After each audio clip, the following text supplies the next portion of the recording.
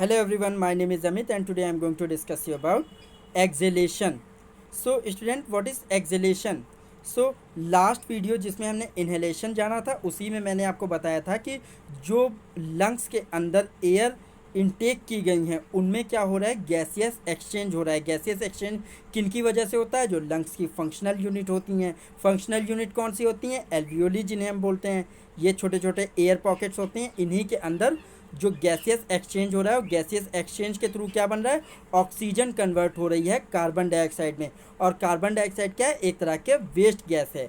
तो इन waste gases को बाहर किया जाता है, लंग्स से बाहर किया जाता है। तो जो बाहर करने की प्रोसेस हो रही है इसी को बोलते हैं एक्सहेलेशन। सो एक्सहेलेशन को एक डेफिनेशन के थ्रू पहले हम जानने की कोशिश करेंगे। तो डेफिनेशन क्या है? The process of giving out carbon dioxide rich air is termed exhalation. तो एक्सहेलेशन हम किसको बोल रहे हैं? कार्बन डाइऑक्साइड रिच एयर जो है वो कहाँ पर है? लंग्स के अंदर, ठीक है। उसको आउट किया जा रहा है। और कहाँ के लिए आउट किया जा रहा है? कहाँ रिलीज़ किया जा रहा है? बाहरी इन्वायरमेंट में, ठीक है। तो इसी प्रोसेस को या इसी टर्म को क्या बोलते हैं? एक्सहेलेशन, ठीक है। एक्सहेलेशन या फिर इसका दूसरा नाम भी होता है एक्सपायरेशन, ठीक है। It is passive process. It is passive process. Passive process का मतलब क्या होता है? इनहेलेशन में क्या थी? एक्टिव प्रोसेस हो रही थी। एक्टिव प्रोसेस मतलब हायर मोइटी से या हायर प्रेशर साइड से एयर जो है वो लोअर प्रेशर साइड की ओर ट्रैवल कर रही थी। अब ये पासिव प्रोसेस है तो इसमें जस्ट अपोजिट होगा, मतलब हायर मोइटी से लोअर मोइटी की ओर फिर से एयर ट्रैवल करेगी, ठीक है। तो इसको बोलते हैं पैसिव प्रोसेस। ये जस्ट अपोजिट होती है एक्टिव प्रोसेस की। तो which mainly depends on the natural elasticity या रिलैक्सेशन ऑफ लंग्स। तो ये पैसिव प्रोसेस है, ये किस पे डिपेंड करती है? जो लंग्स की इलास्टिसिटी है, ठीक है। जो उनके मसल्स के बीच में एक स्पंज लाइक स्ट्रक्चर होता है ना, वो एक्सपेंड करते रहते हैं और वापस से कॉन्ट्रैक्ट होते रहते हैं। तो उसकी इलास्टिसिटी पे, मतलब how much air can be consume inside the lung, मतलब कितनी एयर लंग के अंदर कंज्यूम हो सकती है, तो उस पर भी ये डिपेंड करता है, ठीक है। अगर एक पूरे हेल्दी लंग्स हैं तो वो काफ़ी हद तक एयर को अपने अंदर कंज्यूम कर सकते हैं। तो उसकी इलास्टिसिटी या रिलैक्सेशन पर भी डिपेंड करता है।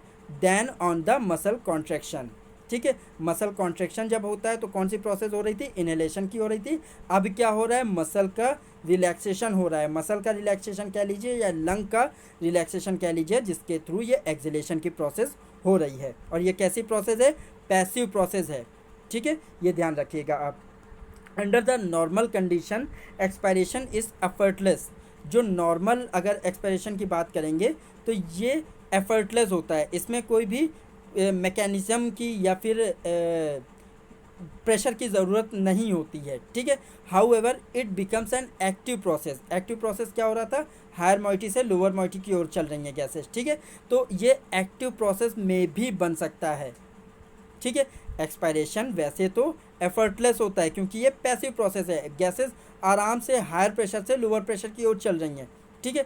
बट ये एक्टिव भी बन सकता है। कब बनता है? In the case of asthma. Asthma एक कैसी रेस्पिरेटरी डिसऑर्डर होता है। इसमें क्या होता है? जो रेस्पिरेटरी पैसेज वे होता है जिनसे एयर ट्रेवल कर रही है जिनके अंदर, वो पैसेज जो होता है, जो ट्यूब्स होती हैं, वो उनका डायामीटर कम हो जाता है, नैरो हो जाता है, ठीक है। तो जब नैरो हो जाता है तो काफ़ी मुश्किल से एयर ट्रेवल कर पाती हैं। तो इसी कंडीशन को बोलते हैं अस्थमा, ठीक है। और दूसरी कौन सी कंडीशन होती है? Chronic bronchitis. क्रोनिक ब्रोंकाइटिस भी एक तरह का रेस्पिरेटरी डिसऑर्डर है जिसमें क्या होता है कि जो रेस्पिरेटरी पैसेज वे है, पाथवे है, जिसके अंदर गैसेस या एयर ट्रेवल कर रही हैं, तो वो क्या हो जाता है? ब्लॉक हो जाता है। ब्लॉक किससे हो रहा है? म्यूकस से या किसी भी तरह के सीरस फ्लूइड से। कई बार आपने ट्यूबरक्लोसिस में सुना होगा कि लंग्स के अंदर पानी भर जाता है। तो पानी जो भर रहा है उसी को ही सीरस फ्लूइड बोल रहे हैं। ये सीरस फ्लूइड क्या करता है? लंग्स की जो एयर पैसेज वे हैं उनको ब्लॉक कर देता है। इस कंडीशन को क्या बोलते हैं? Chronic bronchitis. तो इस कंडीशन में करना क्या पड़ता है कि जो ये एक्सपायरेशन या एक्सहेलेशन जो एफर्टलेस था, इसको करने के लिए काफ़ी एफर्ट की ज़रूरत पड़ती है या फिर मैकेनिकल प्रोसीजर्स के थ्रू इसको करवाया जाता है, ठीक है। अब इस एक्सहेलेशन में कौन कौन से स्टेप्स इन्वॉल्व होते हैं, तो जो स्टेप्स इन्हेलेशन में आपने जाने हैं वही स्टेप्स एक्सहेलेशन की प्रोसेस में भी इन्वॉल्व होते हैं। मतलब डायफ्राम भी इसमें अपनी एक्टिविटी परफॉर्म करेगा, जो फ्रेनिक मसल थी वो अपनी एक्टिविटी देंगी, साथ ही में जो एक्सटर्नल इंटरकोस्टल मसल थी वो भी अपनी एक्टिविटी देंगी। बट कैसी एक्टिविटी देंगी, इन्हेलेशन में क्या हो रहा था, कॉन्ट्रैक्ट हो रही थी, जिसके थ्रू क्या हो रहा था कि जो थोरेसिक कैविटी थी वो बढ़ रही थी, उसका एरिया बढ़ रहा था, ठीक है, उसका वॉल्यूम बढ़ रहा था। अब ये क्या हो रही, रिलैक्स मोड में जाएंगी, सेम मसल्स होंगी बट अपोजिट एक्टिविटी परफॉर्म करेंगी। अब ये कॉन्ट्रैक्शन के बजाय रिलैक्सेशन करेंगी, तो उसके थ्रू क्या होगा, जो थोरेसिक कैविटी थी वो उसका वॉल्यूम अब डिक्रीज़ होगा, ठीक है, डिक्रीज होगा जब थोरेसिक कैविटी का वॉल्यूम, तो उसी के अंदर लंग्स हैं और लंग्स अटैच हैं प्लूरल मेम्ब्रेन के थ्रू, तो लंग्स का भी जो एक्सपेंशन था, जो एरिया था वो भी डिक्रीज़ होगा, और जब वो डिक्रीज़ होगा तो अंदर जो गैसेस हैं या वेस्ट गैसेस हैं वो बाहर की ओर मूव करेंगी, ठीक है। और कौन से प्रोसेस के थ्रू मूव करेंगी, पैसिव प्रोसेस के थ्रू, ठीक है। तो सबसे पहले हम एक डायग्राम के थ्रू ये समझ लेते हैं कि एक्सहेलेशन की प्रोसेस में डायफ्राम कैसा होता है। तो इन्हेलेशन में क्या था, डोम शेप से फ्लैट शेप में आ रहा था क्योंकि मसल कॉन्ट्रैक्ट हो रही थी। अब इस एक्सहेलेशन में क्या होता है कि मसल रिलैक्स हो रही, जो फ्रीनिक मसल या रेडियल मसल उसमें थी ना वो रिलैक्स हो रही हैं, इसको खुला छोड़ रही हैं, फ्रीली छोड़ रही हैं। तो अब क्या होगा, डायफ्राम वापस से अपनी प्रायर पोजीशन में आ जाएगा, वापस से डोम शेप में आ जाएगा। तो इसमें देखिए आपको दिखाई दे रहा होगा कि क्या हो रहा है कि ये डायफ्राम जो था फ्लैट से वापस अब डोम शेप में आ गया, क्योंकि मसल जो है रिलैक्स हो गई हैं, ठीक है। रिलैक्स होने के साथ ये जब डोम शेप में आ गया वापस, तो क्या हुआ कि जो एरिया था वो डिक्रीज़ हो गया, ठीक है। जो थोरेसिक कैविटी का एरिया था, जो रिब्स थी ना फैल गई थी, वो वापस से अपनी प्रायर पोजीशन में आ गई। तो ये तो ही डायफ्राम का जो एक्टिविटी थी ये आपने देखी इस डायग्राम में, और इसी को अब हम थ्योरिकल पार्ट के थ्रू भी समझ लेते हैं एक सिंगल लैंग्वेज में। On relaxation of associated muscle of diaphragm it again back to it prior position. जब एसोसिएटेड मसल हम किनको बोल रहे थे, जो डायफ्राम को थोरेसिक कैविटी से अटैच कर रही थी, मतलब फ्रीनिक मसल या फिर उनको रेडियल मसल बोल रहे थे। इनमें जब रिलैक्सेशन कॉज हो रहा है तो क्या हो रहा है कि डायफ्राम जो है अपनी प्रायर पोजीशन में आ रहा है, मतलब फ्लैट से वापस डोम शेप में आ रहा है। तो एज रिजल्ट क्या हो रहा है, जो थोरेसिक कैविटी थी उसका वॉल्यूम डिक्रीज़ हो रहा है या उसका साइज जो है डिक्रीज़ हो रहा है, ठीक है। और दूसरी प्रोसेस क्या हो रही है, जो एक्सटर्नल इंटरकोस्टल मसल थी वो भी रिलैक्स हो गई इन्हेलेशन में, वो भी कॉन्ट्रैक्ट हुई थी, जिसके थ्रू जो रिब थी वो उनका साइज इंक्रीज़ हुआ था, ठीक है, अपवर्ड पोजीशन की ओर वो मूवमेंट कर रही थी। अब क्या हो रहा है कि जब ये external intercostal muscle relax mode में जा रही हैं, तो जो रिब्स अपवर्ड पोजीशन में थी वो वापस से डाउनवर्ड पोजीशन में आ रही हैं, और जो थोरेसिक केज जो रहता है, जो एपेक्स होता है ना, उसका वापस से फॉर्म हो रहा है, ठीक है, उसका एरिया डिक्रीज़ हो रहा है। तो इसको भी हम एक डायग्राम के थ्रू समझने की कोशिश करते हैं कि एक्सपायरेशन की प्रोसेस में एक्सटर्नल इंटरकोस्टल मसल किस तरह से एरिया डिक्रीज़ करने में हेल्प कर रही हैं। तो यहाँ पर क्या हो रहा है, ये एक्सटर्नल इंटरकोस्टल मसल हैं जो रिब्स के बीच में थी, इस तरह से मैंने बताया था ना कि इनके बीच में ये इस तरह से अरेंज्ड होती हैं रिब्स के बीच में। अब ये क्या हो रही हैं, जब रिलैक्स हो रही हैं तो ये जो रिब्स हैं ये और ज़्यादा एरिया, मतलब अपवर्ड से डाउनवर्ड डायरेक्शन की ओर मूव कर रही हैं, ठीक है। तो आपने फील किया होगा जब आप एक्सहेलेशन करते हैं या सांस छोड़ते हैं तो आपका चेस्ट जो होता है वो सिकुड़ता है। किस वजह से सिकुड़ रहा है, जो ये फ्रीनिक मसल्स हैं या फिर एक्सटर्नल इंटरकोस्टल मसल हैं वो रिलैक्स हो रही हैं, जिसके एज रिज़ल्ट जो रिब्स हैं वो वापस से सिकुड़ती हैं, ठीक है। तो इसमें देखिए नीचे एक डायग्राम भी दिया हुआ है कि जिसमें क्या हो रहा है, जो चेस्ट कैविटी है या जो लंग्स हैं वो वापस से सिकुड़ रहे हैं, कॉन्ट्रैक्ट हो रहे हैं। पहले क्या हो रहे थे, एक्सपेंड हो रहे थे। जब मसल कॉन्ट्रैक्ट हो रही थी तो लंग्स एक्सपेंड हो रहे थे, और अब मसल रिलैक्स हो रही है तो लंग्स कॉन्ट्रैक्ट हो रहे हैं, सिकुड़ रहे हैं, बिकॉज इनका एरिया कम हो रहा है, ठीक है। तो इस वजह से क्या होता है कि इसको मैं क्लियर कर देता हूँ।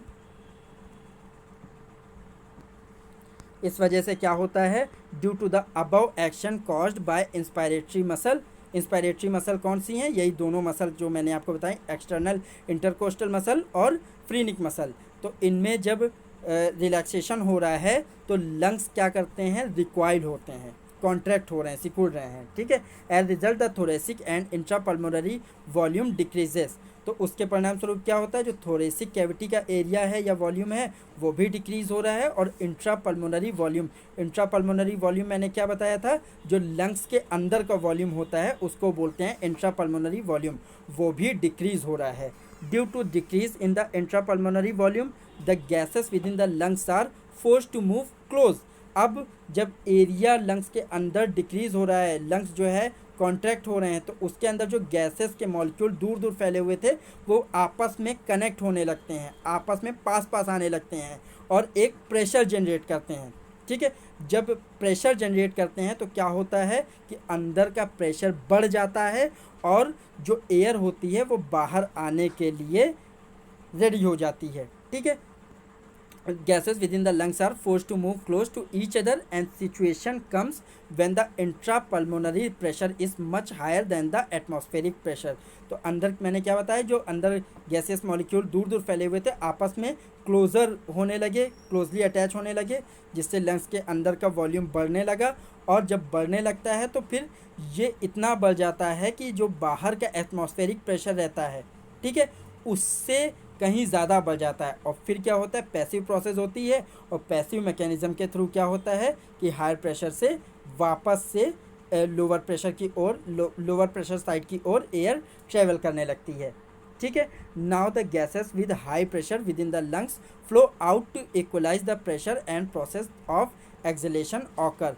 क्यों ट्रेवल कर रही है हायर प्रेशर से लोअर प्रेशर की ओर, क्योंकि इसको इक्विलिब्रियम लाना है, ठीक है। तो अपने अंदर के प्रेशर को और बाहरी जो एक्सटर्नल इन्वायरमेंटल प्रेशर है उसको इक्विलिब्रियम करने के लिए, इक्वल करने के लिए जो गैसेस हैं वो बाहर आने के लिए टेंड करती हैं या फोर्स करती हैं, ठीक है। और जो बाहर ये गैसेस आती हैं लंग्स के अंदर से, मतलब हायर प्रेशर से लोअर प्रेशर की ओर जाना चाहती हैं एक इक्विलिब्रियम इस्टेब्लिश करने के लिए, तो इसी प्रोसेस को बोलते हैं एक्सहेलेशन, ठीक है। सो एक्सहेलेशन क्या होता है, कोई ज़्यादा इसमें रॉकेट साइंस नहीं है। एक्सहेलेशन क्या है, जस्ट अपोजिट टू इन्हेलेशन, ठीक है। एक्सहेलेशन क्या है, just opposite to inhalation. Inhalation में क्या हो रहा था कि मसल कॉन्ट्रैक्ट हो रही थी, जिसके थ्रू क्या हो रहा था, लंग्स और थोरेसिक केज एक्सपेंड कर रहे थे, ठीक है। और इसमें क्या हो रहा है एक्सहेलेशन में कि ये जो मसल्स हैं वो रिलैक्स हो रही हैं, जिसके थ्रू क्या हो रहा है, लंग्स कॉन्ट्रैक्ट हो रहे हैं। थोरेसिक केज की जो वॉल्यूम है वो कॉन्ट्रैक्ट हो रहा है, थोरेसिक केज के अंदर ही लंग्स हैं तो वो भी कॉन्ट्रैक्ट हो रहे हैं और अंदर का प्रेशर ज़्यादा बढ़ रहा है, और इसी के एज रिज़ल्ट क्या होता है, जो अंदर का प्रेशर ज़्यादा है तो वो रिलीज़ होने के लिए तैयार है, और कहाँ रिलीज़ होना चाहता है, बाहरी एक्सटर्नल इन्वायरमेंट में, ठीक है। तो इसी प्रोसेस को बोलते हैं एक्सहेलेशन।